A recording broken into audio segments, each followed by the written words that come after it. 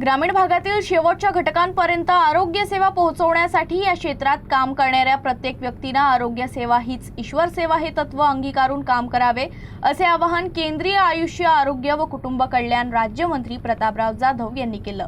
बुलढाणा येथील जिल्हाधिकारी कार्यालयात प्रतापराव जाधव यांच्या अध्यक्षतेखाली आरोग्य विभागाची आढावा बैठक आयोजित करण्यात आली होती। यावेळी ते बोलत होते। बुलढाणा जिल्ह्यामध्ये 16 प्राथमिक आरोग्य केंद्र व 51 उपकेंद्र नव्यानं निर्माण करण्यात येणार असल्याचं केंद्रीय आरोग्य व कुटुंब कल्याण राज्यमंत्री प्रतापराव जाधव यांनी यावेळी सांगितलं।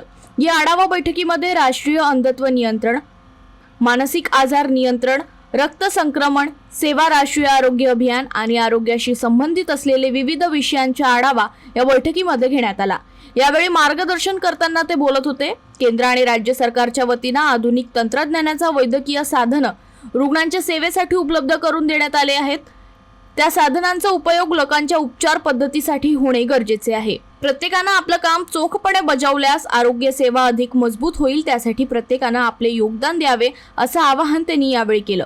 कामात कुचराई करणाऱ्यांवर यापुढे कडक कारवाई होईल, असे निर्देश त्यांनी उपस्थितांना दिलेत। तर कामात कुचराई करणाऱ्या वैद्यकीय अधिकाऱ्यांचे वेतन वाढ थांबवण्याचे आदेश या बैठकीत देण्यात आले आहेत।